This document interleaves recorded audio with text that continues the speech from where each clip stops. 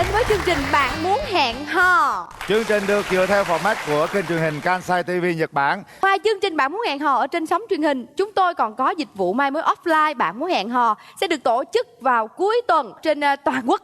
Chi tiết các bạn sẽ liên hệ tại fanpage offline Bạn Muốn Hẹn Hò hoặc số điện thoại đang hiển thị trên màn hình. Vẫn như thường lệ, chúng tôi sẽ có những chương trình làm mai mối cho những quân nhân chuyên nghiệp. Các anh chị, các bạn bè nào mà có nhu cầu đăng ký tìm một nửa yêu thương của mình là những quân nhân chuyên nghiệp thì đăng ký với chúng tôi nha. Ngày hôm nay vẫn như thế, chúng tôi sẽ kết nối những cặp đôi để xem họ có bấm nút hẹn hò hay không. Và bây giờ chương trình sẽ bắt đầu.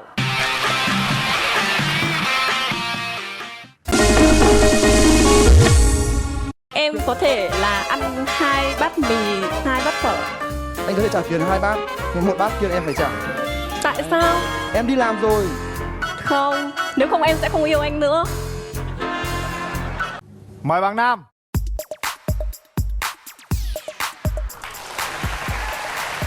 Rồi, ngồi đi em trai. Và mời bạn nữ.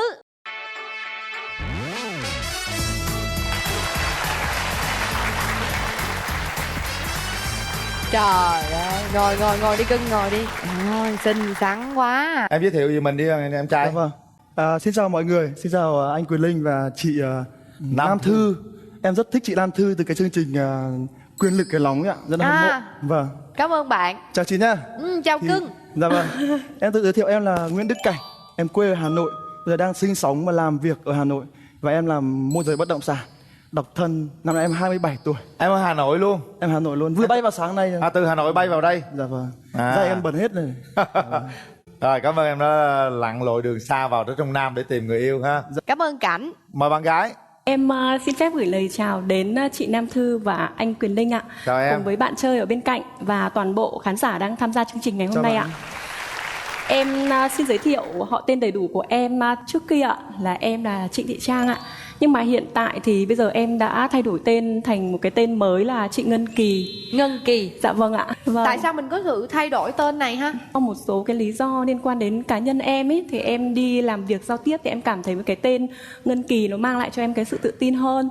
Với lại thầy phong thủy có bảo với em là nếu mà con thay một cái tên là chị Ngân Kỳ thì con sẽ sớm được gặp được cái người mà con yêu thương ấy. Rồi. Nên là hôm nay em cũng rất là nỗ lực để mà bằng cái tên mới của mình, biết đâu hôm nay đến với chương trình thì em lại tìm được một bạn trai phù hợp.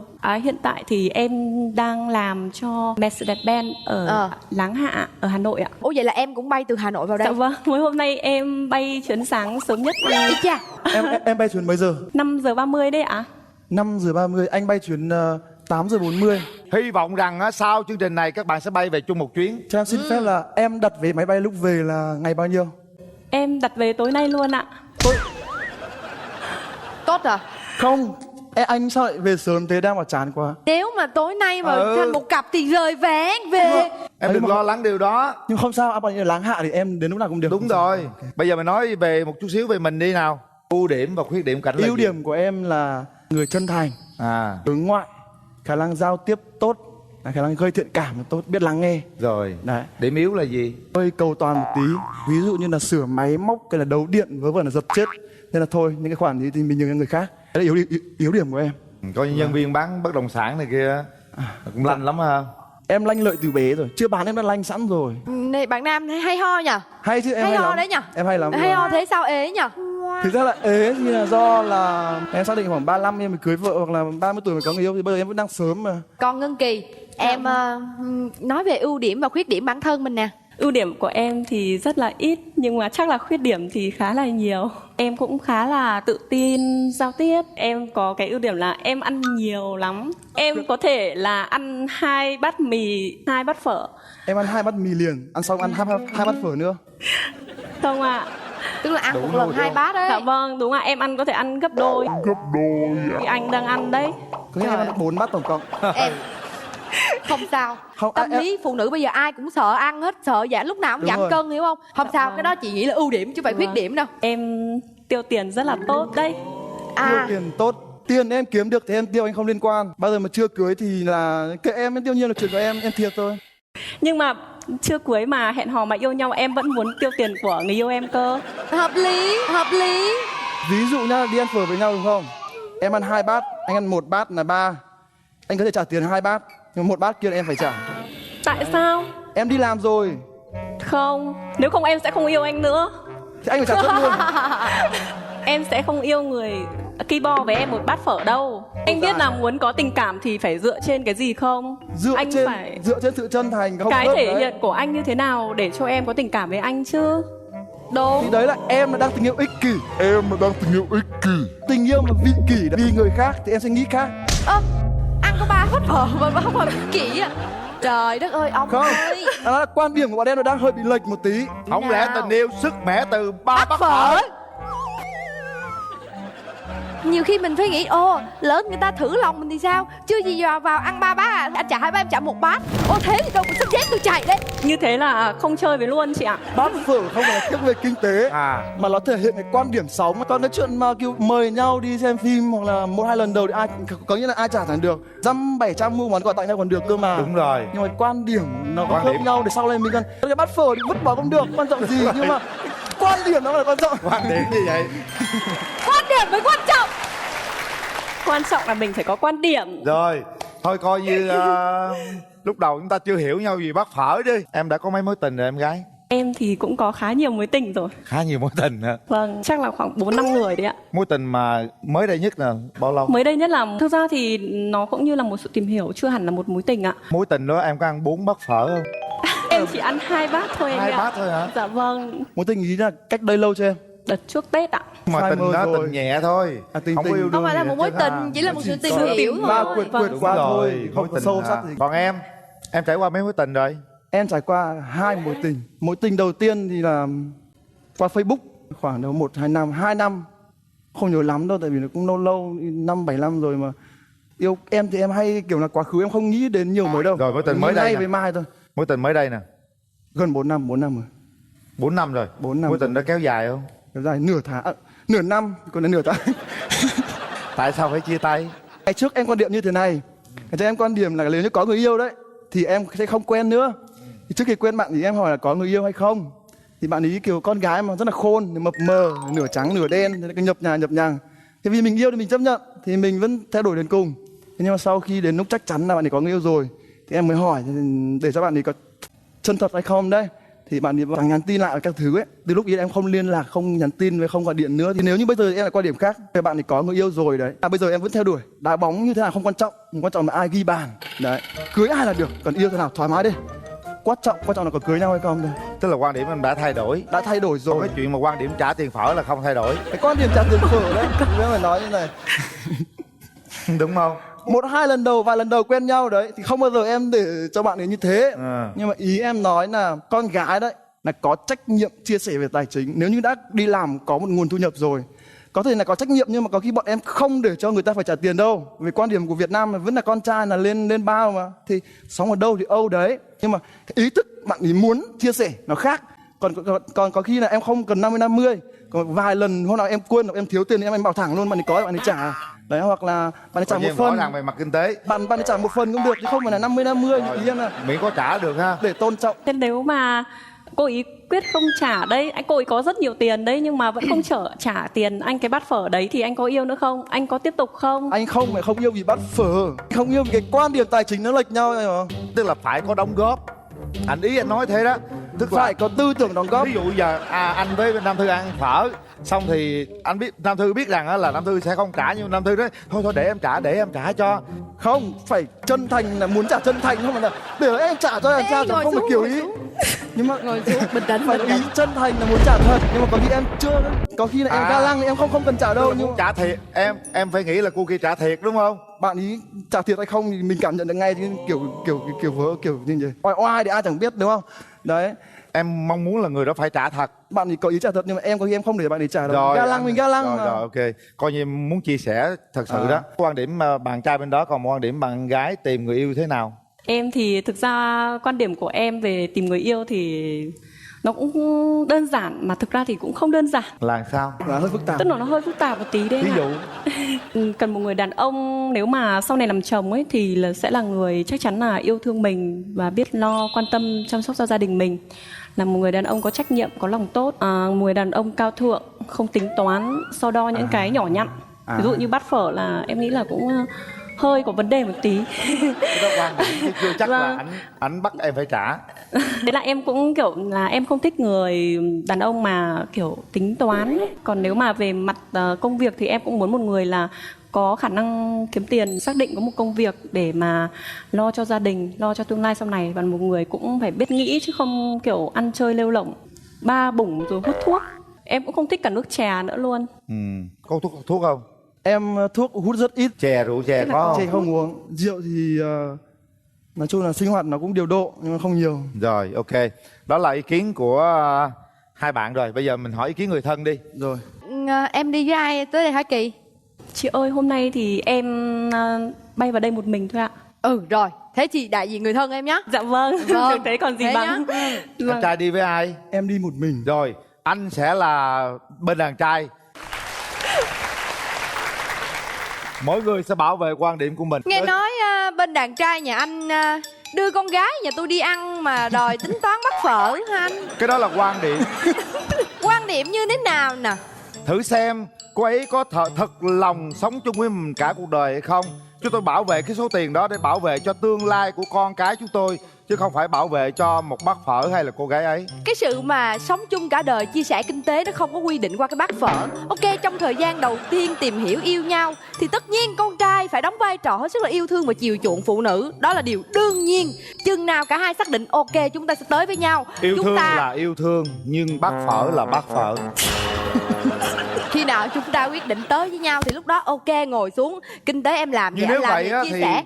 Giờ anh nghĩ sao đi ăn với bạn gái vẫn ghệ vô quán, ok dạ bao nhiêu bát bưng ra rồi thôi, rồi anh trả 2 bát em trả 1 bát Như nhá. thế là chúng ta sống giả vờ. Chúng ta phải sống thật với bản chất Sống của thật mình. là không chật với lòng. Nếu lúc đầu để anh trả, nhưng về đó khi mà lấy nhau rồi thì thôi em trả đi, anh không trả lúc đó mới là đau. Thà lúc đầu lộ nguyên hình.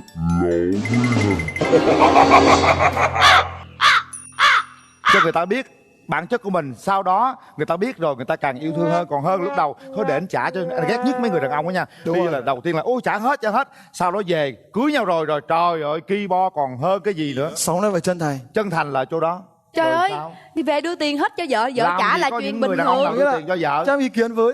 Em để anh đàn trai làm việc, khoan từ từ. Để anh làm việc với bà mối xong đó. Có những người đàn ông chưa bao giờ đưa tiền cho vợ. Ha. Có thể hỏi vợ cần cái gì, đưa tiền mua. Thậm chí là làm lương 10 triệu, đưa vợ có 2-3 triệu lo toàn bộ ăn uống trong gia đình, cơm áo gạo tiền. 7 triệu người đàn ông có thể sử dụng. Có những người đàn ông như thế. Cũng có nhiều người đàn ông là đưa tiền hết cho vợ. Có. Thí dụ như anh. Không, anh cũng có giữ lời hết.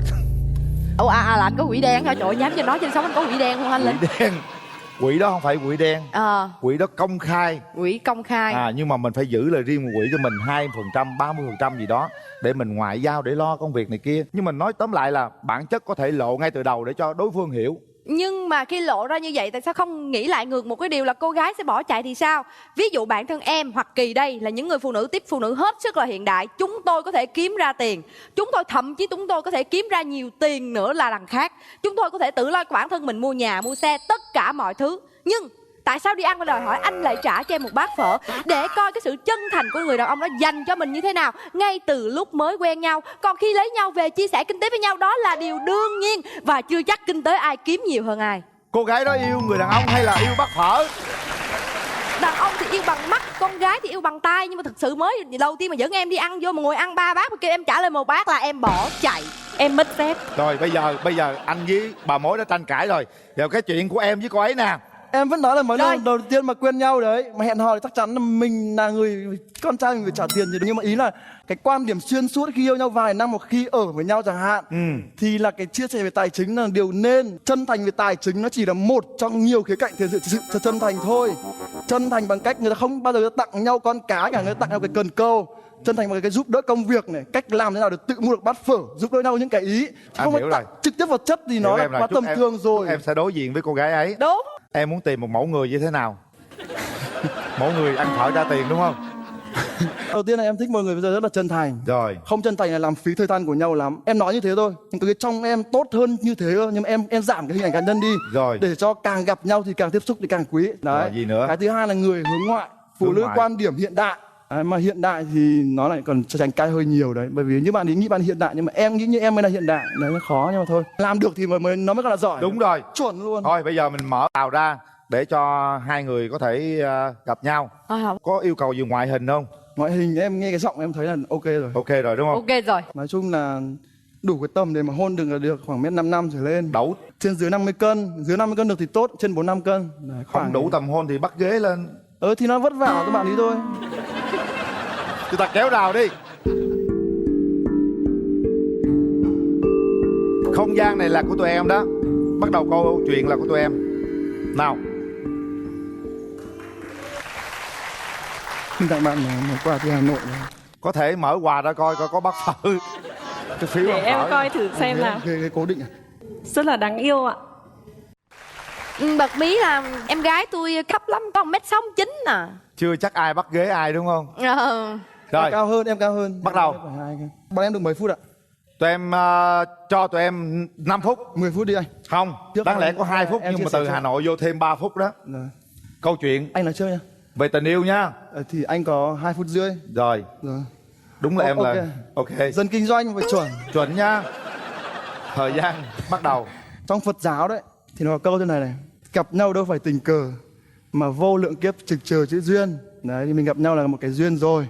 Anh muốn hỏi em là quan điểm của em về tình yêu. Thật ra thì em nghĩ là nếu mà một khi hai người đã yêu nhau ấy thì chắc chắn là phải có sự thông cảm, đồng cảm với nhau và chia sẻ cùng với nhau. Mình đặt vào vị trí của nhau đúng không? Vâng, đúng rồi, Đấy mình ạ. khó lắm. Nhưng mà Dạ, cố gắng khó thôi. thì mình phải đi tìm chứ anh. Con người sinh ra thì cũng không ai hoàn hảo được. Nên là khi yêu nhau thì không nên xét nét quá kỹ cái vấn đề nó không thực Nhỏ sự nhặt, quan trọng, đúng không? nhỏ nhặt. Mà mình sẽ bỏ qua cho nhau và mình giúp cho nhau tốt hơn và cùng nhau xây dựng gia đình hạnh phúc. Anh còn thấy thắc rất mắc là gì ấn tượng. không? Đấy. Vâng. Anh quan trọng nhất ở người phụ nữ mà anh yêu ấy là anh yêu quý người ta nhất và kỳ vọng nhất ở người phụ nữ của anh là điều gì? Anh kỳ vọng nhất là sự chân thành và và biết đối nhân xử thế. Một người ta hay sai lầm ở tình yêu đấy là người ta chỉ biết là cái cách người yêu mình đối xử với mình đó là trời là bể. Anh thích một người phụ nữ là hướng nội hay là hướng ngoại? Anh thích người hướng ngoại và thích người đặc biệt là rất thích người kinh doanh, tự kinh doanh. Sau này ví dụ như em với anh mà tìm hiểu nhau ấy thì một tuần anh sẽ dành thời gian cho em bao nhiêu ngày? Có đưa Một tuần em đi khá ăn là- phở mà không Được. tính cái kia không? Được một ngày. Một tuần thì khả năng anh dành được một ngày. Nhưng mà em ăn được 4 bát thật à? 4 bát liền luôn. Em bảo là em ăn 2 bát nhưng là do anh hiểu lầm, anh nghĩ là 4 bát nhưng mà tôi không sao. 2 mì hoặc là 2 phở. Dạ vâng. Bữa bình thường. Nhưng Phở mà Hà đối Nội- với con gái là ăn nhiều. Phở Hà Nội mà phở Lý Quốc Sư khoảng 35.000 tô. Nói chung là cái ý anh làm được. Tính toán nhanh lắm.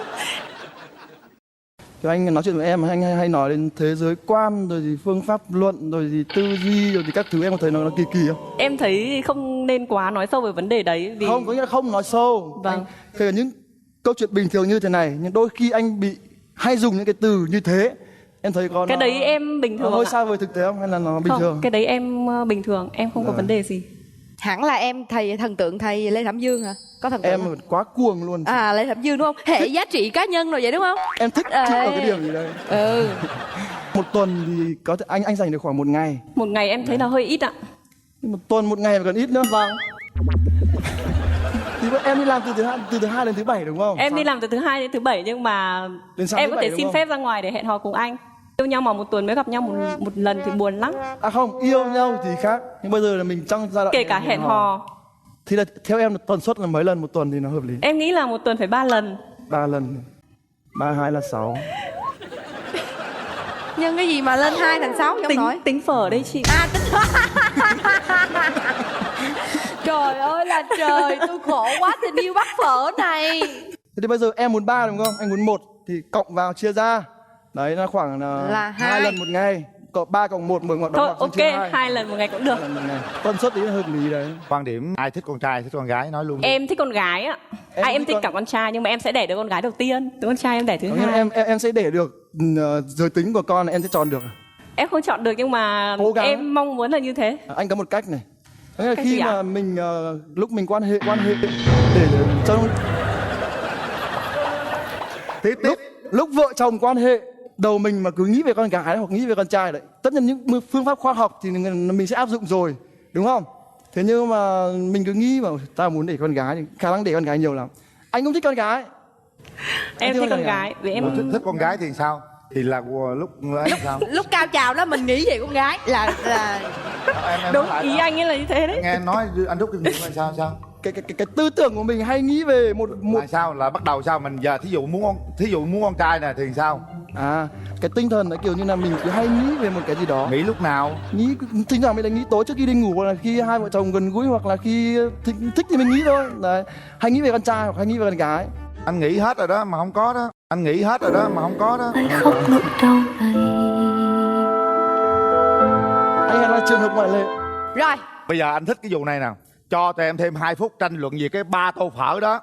Em hỏi anh tại sao anh đi hẹn hò với em. Bây giờ em ăn 2 tô phở, anh ăn 1 tô phở. Xong anh bảo là anh chỉ thanh toán tiền 2 tô phở, còn 1 tô phở anh không thanh toán. Ngược lại, vì sao anh phải trả cho em? Đúng ra đấy, anh chỉ trả cái bát giữa rồi đấy. Cái 2 bát là cái ga lăng rồi. Thế em hỏi anh. Bây giờ nhá, anh với em mới quen đúng không? Đúng Đã tạo à. ra ấn tượng gì chưa? Đã Dạ. vì nhau được cái gì chưa? Anh ơi, nếu không có cái ấn tượng tại sao anh lại hẹn hò em đi chơi và sao em lại đi với anh? Nếu mà không có tình cảm, không có ấn tượng với nhau thì em đi ăn phở với anh làm gì? Em đi ăn phở với người mà em có ấn tượng chứ, cả anh cũng thế mà. Đấy là em hơi duy tâm, còn anh duy vật đấy. Mình đi chơi với nhau mình mới có tình cảm. Còn em là có tình cảm xong mình mới đi chơi với nhau đúng không? Có điểm của anh khác. À thế à? Bây giờ em phải cho anh một lý do để anh ga lăng với em, để anh trả em toàn bộ chi phí. Thế bây giờ anh đặt tình huống mình là một cô gái như em, Rồi, đi ăn với anh kể cả hẹn hò lần đầu tiên đi. rồi. Bây giờ gọi có 3 bát phở thôi, có cái cho lại em ăn nhiều hơn anh đi. Đúng không? Ok. Thì cái thể trạng của em tốt, em đói thì em ăn tốt. Còn anh ăn 1 bát là chuyện của anh chỉ phù hợp như thế thôi. Nhưng mà em thấy chả có cái cớ gì mà anh lại chỉ trả tiền 2 bát phở. Còn là 1 bát phở là em trả tiền. Thế sao anh không bảo là anh chỉ trả tiền 1 bát phở thôi? Còn Cái thứ 2 nhất bát phở đấy em ăn là em trả đi. Anh cần gì anh phải trả cho em 1 bát phở làm gì? Cái thứ nhất là anh chưa từng nói là anh sẽ trả 2 bát phở, bắt em trả 1 bát. Ví dụ nhá, đi ăn phở với nhau đúng không? Em ăn 2 bát, anh ăn 1 bát là 3. Anh có thể trả tiền 2 bát, nhưng 1 bát kia là em phải trả. Tại sao? Em đi làm rồi. Không. Mới lần đầu tiên đấy thì không ai để em như thế cả. Tóm lại là Việt Nam. lần đầu tiên gặp thì 3 bát phở, ví dụ em ăn 2 bát đấy, anh ăn 1 bát đấy thì ai là người trả tiền hay là Anh chia sẽ trả hay tất. là như nào? Anh sẽ trả tất. Nhưng mà Ok. nếu như em mà có tinh thần đóng góp đấy, anh có thể nhận hoặc không. Lần đầu tiên em sẽ không bao giờ đóng góp. Anh chưa nói gì, anh chưa nói là anh có nhận hay không nhá, nhưng anh nói như này này. Anh không yêu cầu em phải trả. Nhưng mà anh nói anh tôn trọng những người phụ nữ mà khi đã làm ra tiền rồi đấy, họ có ý thức chia sẻ tài chính với người con trai. Nhưng mà anh có biết là nếu mà Khi anh em nhá, ví dụ em đứng lên em muốn chia sẻ. nếu mà anh cho đi, Thật tâm nhá. anh là một người đàn ông cao thượng đúng không? Anh cho đi thì anh sẽ nhận lại. Tại sao em không cho đi trước đi? Không. Tại sao em không cho đi trước đi? Không. Trời. Anh có hiểu về phụ nữ không? Em hỏi anh là anh yêu 2 mối tình rồi đúng không? Là người ta chia tay anh đúng không? Không. Vô lý. Anh như thế thế là này anh mà- chia tay người ta đúng không? Được rồi, không quan tâm vấn đề ai chia tay ai nhá. Hai bên chia tay nhau. Hai bên không thấy hợp thì chia tay nhau. Tuy nhiên thì em thấy nó rất là buồn cười. Buồn cười. Buồn cười đối với Vì em bây nghĩ buồn giờ cười thôi. rất là buồn cười. Nếu vì em còn cơ hội em sang như này em sẽ tư chia bản. sẻ với anh nhá. Em chia sẻ với anh. Rồi. Tư bản nhưng mà anh đang ở Việt Nam. Đang ở Việt Và Nam. cái văn hóa của Việt Nam nó đang quy chụp cái đời sống của tất Thế cả nhưng mà mọi người nếu ở đây. như mà ai cũng Nếu mà anh đứng muốn nghiêm lấy như gái thế, Việt Nam, anh muốn bao lấy giờ gái thì Việt tôi Nam được. thì anh Thôi, hãy tôi trả không hết nói. tiền 3 bát phở. Còn nếu mà anh muốn lấy gái Mỹ, gái Canada, gái Úc, anh sang bên kia sống và anh trả tiền 1 bát phở, người ta trả anh hai bát phở người ta ăn. Không.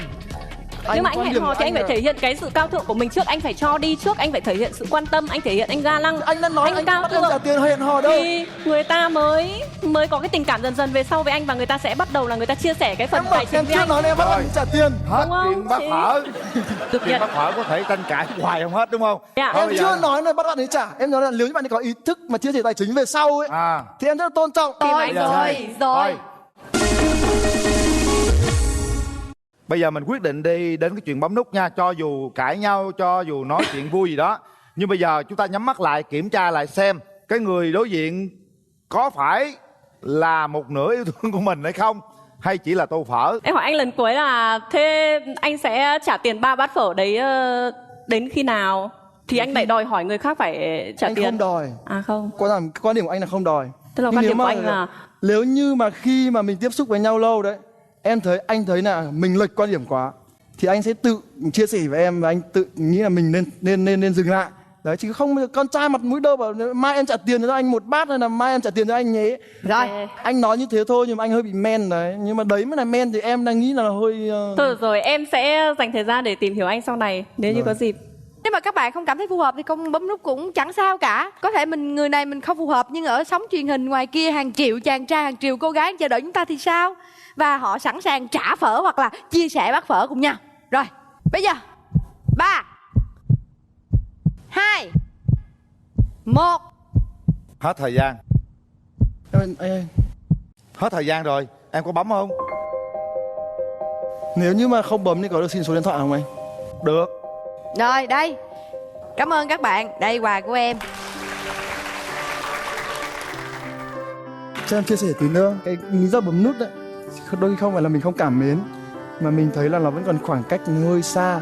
Bây giờ mình chưa có tình cảm với nhau mà mình được quyền chọn, đúng không? Thì mình chọn những cái tình yêu nó cần tính phù hợp mà.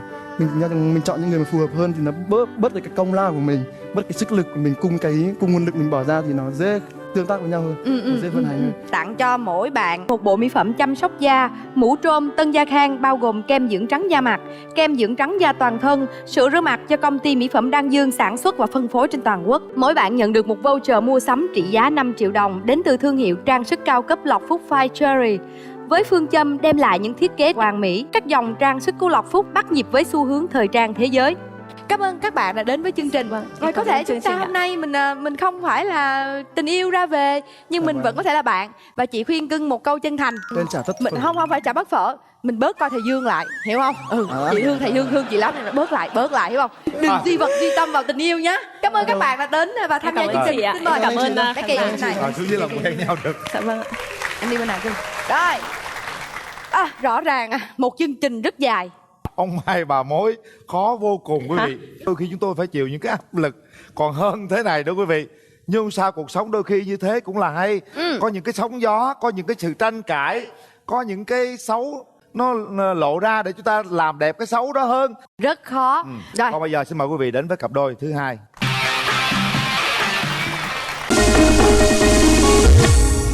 Có thể là cái mặt em nó ổn hơn tí xíu, nhưng mà cái dáng em cũng đâu có phải là lợi thế đâu.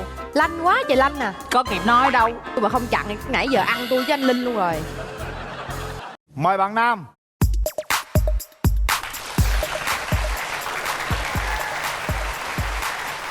Mời bạn nữ.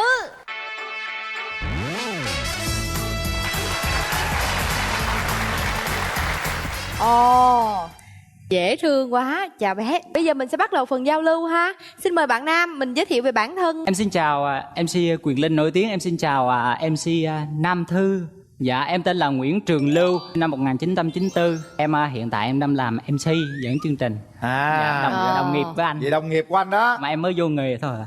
Dạ, em đến từ tỉnh Quảng Nam và hiện tại em đang sinh sống tại thành phố Hồ Chí Minh. Bên đó giới thiệu đi, đàn gái coi làm sao nào. Em tên là Nguyễn Ngọc Hạnh Tuyền, năm nay em 25 tuổi ạ. Dạ, hiện tại em làm nhân viên kế toán tại một công ty ở thành phố Hồ Chí Minh ạ. Quê quán của em là ở Đồng Nai ạ. Bên kia là Tuyền, bên đây là Lưu. Dạ. Đúng rồi. Hôm trước anh có làm mai cặp, bên kia là Lưu, bên đây là Manh. Ơi, vậy. Có không? Có hả? Nguyễn Thị Manh. Thiệt. Bên kia là Trần Văn Lưu. Chà, hai chồng về kết Giờ hợp. có dính không? Cặp đó đi xa rồi. Tuyền, em nói về cái ưu điểm lẫn khuyết điểm của bản thân mình nè. Dạ, cái ưu điểm của em á là biết nấu ăn, biết làm việc nhà, biết lắng nghe, chia sẻ này kia. Khuyết điểm của em là cũng hơi Hơi lề mề, chậm chậm chạp chạp đúng đó không? Rồi còn bạn nam sao ha? Ưu điểm của em là biết lắng nghe con gái. Còn người khác không có nghe hả? Nhiều hơn con gái thì em chịu khó nghe hơn tí xíu. Trời Dạ. ơi. Em ít nói lắm, nhưng người ta nói em thì em chịu nghe. Và em biết nói về tài lẻ thì em có hát hò xíu. Thì em máu nghệ sĩ lắm, máu nghệ thuật lắm. Còn lên sân khấu thì nó tới đâu thì hay tới đó. Khuyết điểm là gì? Hình như là không được cao lắm, hơi thấp nhẹ xíu. Em miền Quảng Nam á, vô đây thành ra đôi lúc nó hơi kiểu là nông dân xíu. Dạ. Em thấy em đâu nông dân gì đâu. Không, Em mặc đồ sang trọng hơn anh. mặc đồ là mình gọn gàng vậy thôi, chứ còn em là cái chất em nó vậy á, nó mộc vậy đó, nó bộc trực. Rồi, bây giờ mình nói chút xíu về tình duyên bên nhà gái cái nào. Dạ, em trải qua 2 mối tình ạ. Mối tình cũng gần đây nhất là cách đây 1 năm rồi chị. Rồi tại sao mình chia tay? Tại vì em cảm thấy anh đó cũng hơi bị lăng nhăng. Mình có bắt tận tay dây tận mặt không hay là mình Sao mà bắt được? Không đoán được nhưng mà em cảm nhận. cái ông kia? Dạ. Tôi Ấy hỏi là tới ông mà, ông ngồi yên đó. Đừng để nhà gái phiền lòng nha. Đúng Dạ. rồi, không cho đem cô Bên- dâu về đâu đó. bên đó thấy một người đẹp rồi, không biết người kia đẹp không? Đẹp, Chắc không chị Thư? bao đẹp. Profile của em gửi về chương trình đó thì có ghi là lý do mà mình vẫn là ế, bị tỏ tình mà sến quá không thích. Có Dạ, không? cũng Vấn đề có. đó là cái gì? Dạ tại vì em thấy làm cũng hơi bị nên là lố quá. Lố quá đó nha, coi chừng Lộ nha. quá đó nha. Ngồi thục vô. Ơi, bạn này bên này hỏi. Chào em. Dạ chào chị. Giờ mình mặt đối mặt nè. Lanh quá trời lanh nè. Có kịp nói đâu. Tôi mà không chặn nãy giờ ăn tôi với anh Linh luôn rồi. Tình Dạ. trường sao kể nghe nè. Em cũng 2 mối tình. 2 mối tình. Hình như là mối tình thứ hai là cũng cách đó khoảng 1 năm. Sao Dạ. chia tay? Tại em nói nhiều quá người ta nhức đầu hay sao? Cũng có khả năng là có một cái lý do là xa, vì em mới vào, sau đó em vào Sài Gòn. À, tức là tới thời điểm này thì em vào Sài Gòn lập nghiệp bao nhiêu năm rồi? Dạ 2 năm. Sau cái cuộc tình đó, em có rút ra được điều gì cho bản thân mình không? Cảm thấy em cần phải tiến bộ hơn nữa. Bản thân em, ngoại hình là em không có đẹp rồi nè, thành ra là em sẽ bù đắp lại ở... Thôi vì đặt khiêm tốn, giả bộ, nói ngoại hình không đẹp. Giả bộ, hạ xuống chứ. Chị Nhìn lên- đang khen hay đang chửi em vậy? Không, cái này chị nghiêm túc, chị hết sức là thẳng thắn. Nhìn vào ngoại hình của em hết sức là sáng sủa, biết cách ăn mặc, biết cách phối đồ, mix màu, ok. Có thể là cái mặt em nó ổn hơn tí xíu, nhưng mà cái dáng em cũng đâu có phải là lợi thế đâu. Tham gia mà cái gì mà liên quan tới mà gọi là hình ảnh chỉ là rất bập. Nhưng mà biết tại sao em rớt là bập không? Dạ không à. Tại vô em nói ào ào người ta cho em rớt. Có em cái xin đâu dám nói đâu, Đây em nè. ruột rè lắm. Mặt này có lăng nhăng không? Ai dám nói trời. Cái Bây nghề giờ của bà em. mối khai thác rất nhiều thứ nè. Em trai bình tĩnh. Dạ. Rồi để xem đàn gái coi. Chào Nguyên Linh. Chào em gái. Em nghe bạn bên đây nói thì em cảm nhận bạn ấy là người thế nào? Bạn ấy nói nhiều á, Hơi lanh bởi vì MC mà. đôi khi cũng Hoạt bù qua ngôn. giùm em. Em cũng hơi nói ít. Ghét tật xấu của người đàn ông gì? Thuốc ạ. Hút thuốc. Không có. Rồi. Nhậu Ít lắm. Thì ít nhậu lắm, nhậu xong đâu nói được đâu. không gọn gàng. Không gọn gàng. Dạ. Em thích người đàn ông như thế nào? Cao 1m65 à. Đừng hỏi lại. Gọn gàng sạch sẽ. Gọn gàng, đẹp trai. Hơi điềm đạm một xíu ạ. Dạ. Em dễ thương á. Dạ, không nhưng nói mà luôn. điềm đạm, bình tĩnh lại cho anh nha. Dạ. Rồi, Nãy chị Thư nói hỏi thì em nói thôi. em trai đi với ai? Dạ hôm nay em đi với mẹ với lại Có mẹ hả? Lưu là con thứ mấy trong nhà cô? Lưu là con út. Rồi cô thấy con dâu tương lai bên kia thế nào nè? Nãy giờ bác Thằng à. bé cũng dễ thương. Bỏ cái đàn xuống nghe mẹ nói nè. Cô đó về làm dâu với mình hợp không cô? To hơn đứa ăn thôi. Nhưng mà tôi thấy bé rất dễ thương. Con thấy á là cô này làm dâu có vẻ rất là tốt đó. Bởi vì cô ấy cũng rất là điềm đạm. À cô ơi, vậy là mình bay từ ngoài Đà Nẵng vô đây luôn hả? Bay từ ở Quảng Nam vô. Đi máy bay gió đét lắm nhưng mà vì con tôi phải đi rồi chứ. Trời còn Bữa nay cô- trúng lễ. Dạ Trúng đúng lễ rồi. giá vé gấp đôi đó. Dạ. Ở ngoài đó, ngoài Quảng Nam cô có coi chương trình Bạn Muốn Hẹn Hò không? Có nhưng mà ít. Dạ. em mở cho mẹ coi mấy lần gần đây. Giờ mẹ coi trực tiếp, ngồi im đó để nghe mẹ nói. Dạ. Cô chú ở nhà làm gì cô? Làm công tác xã hội. Công tác xã hội hả? Cô gương mặt rất là phúc hậu luôn á. Mẹ em mà đẹp lắm.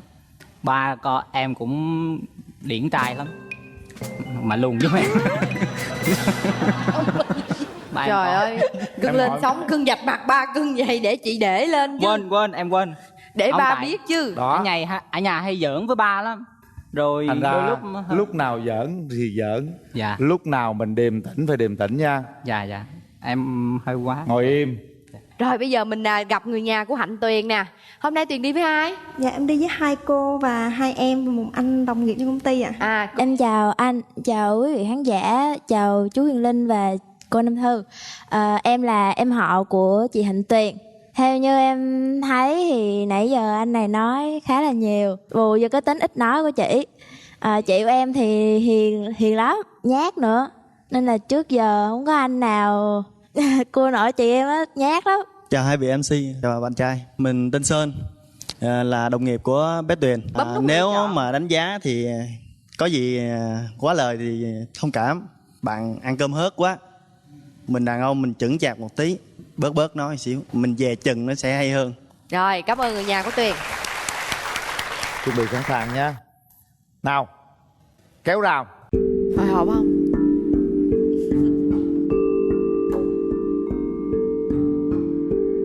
Bắt đầu đi.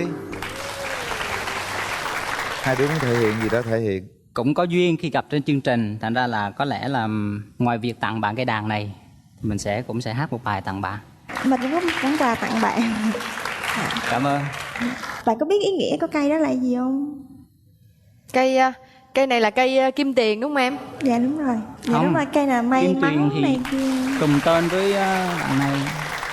À không, đây là cây kim tiền, còn bạn tên Hạnh Tuyền, nó cũng Tuyền hả? À Tuyền, bên kia tiền hả? À sao nhỉ? Dạ, cây kim tiền này là mang đến sự may mắn và thành công mà. Cái này nó đồng nghĩa tên Kim Tuyền nó giống tên của mình. Cảm ơn Tiền. Cái cây này á, biết chơi không? Không, bạn có thể chỉ mình chơi được. Dạ chỉ luôn ha. Những người mà chơi được đàn á, nghe thì có vẻ như là nghệ sĩ nhưng mà phải rất là điềm đạm mới chơi được. Ok, Bạn cũng bạn chơi đủ nhưng mà tỉnh bạn không? đâu có kìm đàm đâu. Đủ tỉnh không? Giờ bạn cầm nha, quạt theo mình nha. Tay phải đâu, giơ tay lên. 2, 3, xuống, mạnh mẽ lên, thoải mái lên. Tỉnh, cái đầu phải tỉnh. Vô, 2, 3. Cái gì vậy? Quạt chứ không phải là móc. Từ từ nha, bình tĩnh nha, không có gì cả. Bạn làm như mình này, đánh cái cánh tay như nè. 2, 3, 1, 2, 3, 4. Ok, cứ về nha, tập một tuần như vậy. Rồi sau đó qua gặp mình sẽ chỉ tay trái sau. Ok, tay phải nhớ chưa? Rồi. Rồi bé Tiền ngồi đi bé. Có thể hát tặng bạn gái. Vâng, bài hát được mang tên Hoặc là Em Chia Anh Rồi.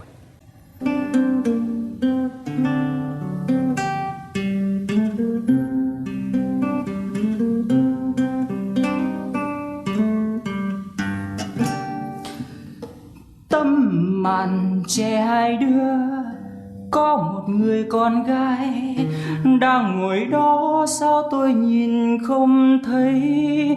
Có một chàng thanh niên hát về người con gái, mong là sẽ biết được mặt nàng.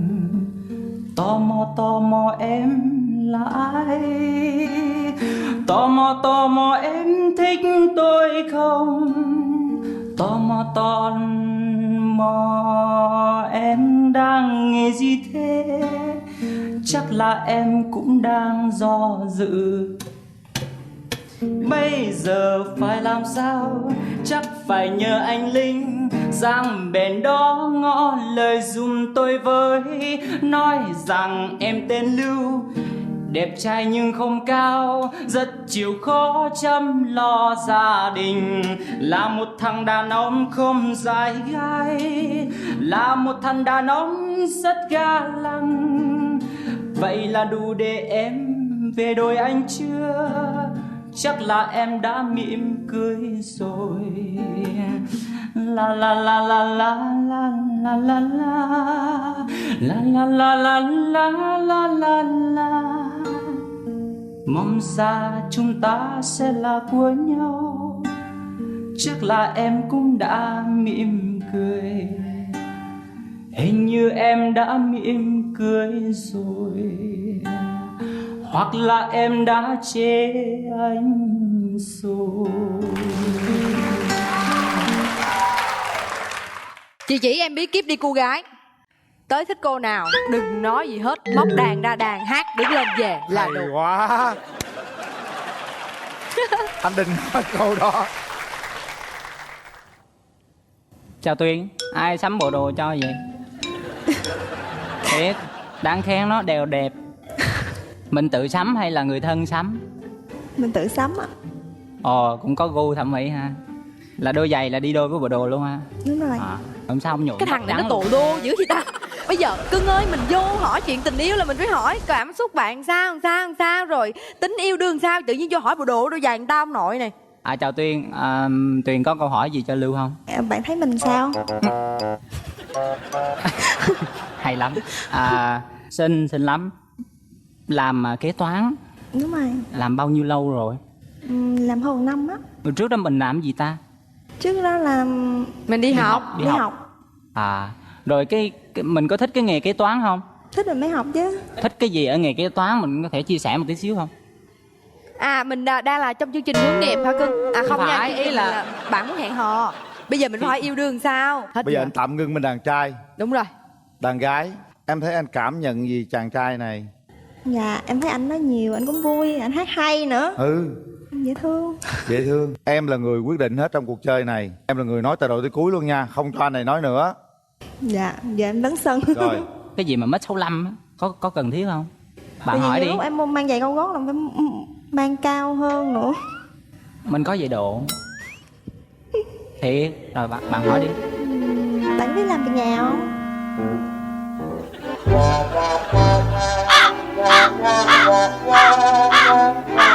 Đây hỏi mẹ. Mẹ là người chứng kiến tất cả. Mình là út trong nhà mà như con gái trong nhà vậy. Từ khi đi Sài Gòn á, mẹ nhớ lắm là tại không ai rửa chén giùm. Ý là mình cũng có Vậy thì làm. được. Nếu ví dụ mình làm việc này thì bạn làm việc kia, có thể chia sẻ lẫn nhau. Là ý là có gì làm giùm hả? Không, ý là chia sẻ. Đúng rồi. Không, mình rất là rõ ràng về cái vấn đề đó. Mình không có cái quan điểm là nữ phải làm này, nam phải làm kia. Đôi lúc mình rất ít nói, thực sự như vậy. Không phải là, nhưng mà đôi lúc mình lên sân khấu mình nói nhiều vậy thôi. Con gái mà ít nói như bạn, hiền như bạn á, thì mình nó thuộc cái tiếp người mà mình thích. Nên thành ra là khi đó mình cảm nhận mình rất là thích. Mình Tại vì nhiều lúc mình lên chương trình mình cũng hơi bị run. mình không có dám nói những điều sáng súa. Nhưng mà nếu mà nói thích hay không thì có. Rồi, hết thời gian. Không cho bạn nói luôn.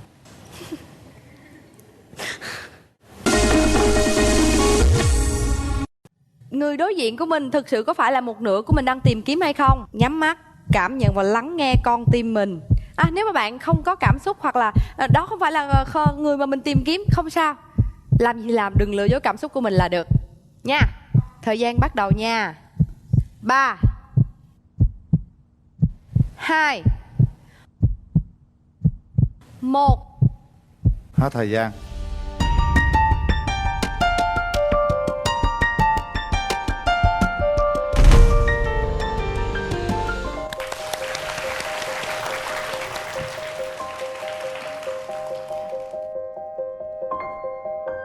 Thôi. Có Đến đây bóng đi. mà. Có Đến đây bóng đi. mà.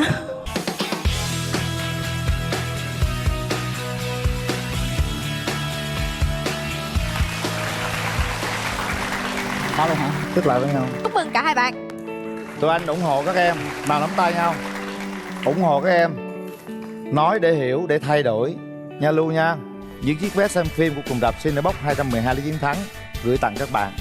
Tặng mỗi bạn một bộ mỹ phẩm chăm sóc da, mũ trôm Tân Gia Khang bao gồm kem dưỡng trắng da mặt, kem dưỡng trắng da toàn thân, sữa rửa mặt do công ty mỹ phẩm Đan Dương sản xuất và phân phối trên toàn quốc. Phần quà dành cho hai bạn là một cặp nhẫn cưới trị giá 10.200.000 đồng đến từ thương hiệu Lộc Phúc Fine Cherry.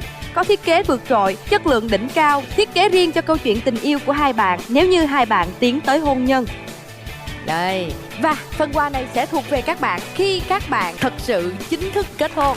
Cảm ơn các bạn đã tham gia chương trình. Xin mời các bạn. Hy vọng rằng các bạn ấy đó sẽ nhận ra và các bạn ấy sẽ tìm đến bến bờ hạnh phúc.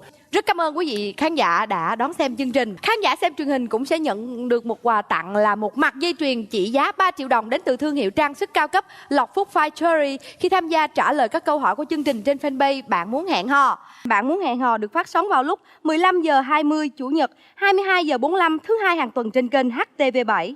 Xem lại chương trình trên kênh YouTube MCV Media và cổng thông tin Love TV. Còn bây giờ thì Nam Thư và Quyền Linh xin chào tạm biệt. Hẹn gặp lại. Bạn Muốn Hẹn Hò. Xin chào.